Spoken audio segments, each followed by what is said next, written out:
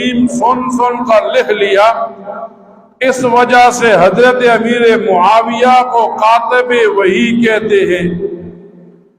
پھر جب حضرت امیر معاویہ کی شان کے بارے میں آتا ہے تو حضرت امیر معاویہ کے بارے میں مورخین یوں لکھتے ہیں، ایک دن نبی کریم صلی اللہ علیہ وسلم نے کسی صحابی سے فرمایا معاویہ کو بلاؤ۔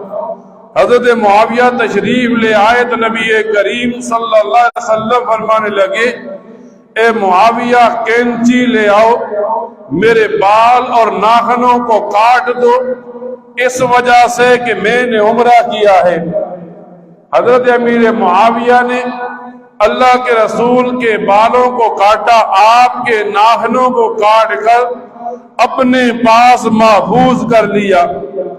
پھر تاریخ والا یوں لکھتا ہے، جب حضرت امیر معاویہ کی وفات کا وقت آیا تو آپ نے وصیت کی کہ اللہ کے رسول کے جو ناخن میں نے کاٹے تھے، جب میں مر جاؤں مجھے غسل دیا جائے تو آپ کے یہ ناخن میری آنکھوں پر رکھ دینا، جو میں نے آپ کے بال کاٹے تھے یہ بال میرے چہرے پر ڈال دینا۔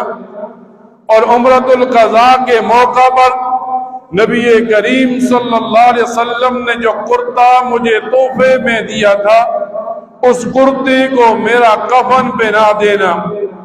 یعنی اللہ کے رسول کے ساتھ اتنی زیادہ محبت، دنیا تو دنیا ہے، قبر میں جا رہے ہیں محبت ظاہر کر رہے ہیں۔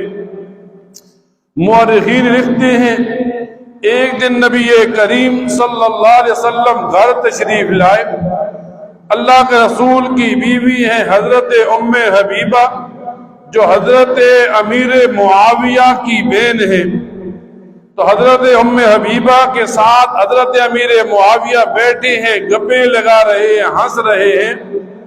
نبی کریم صلی اللہ علیہ وسلم نے پوچھا، ام حبیبہ تجھے امیر معاویہ کے ساتھ کتنی محبت ہے؟ تو فرمانے لگی جتنی ایک بہن کو اپنے بھائی کے ساتھ محبت ہوتی ہے۔ تو نبی کریم صلی اللہ علیہ وسلم فرمانے لگے، اے ام حبیبہ تجھ سے زیادہ مجھے امیر معاویہ سے محبت ہے۔ اب جب یہ رجب کا مہینہ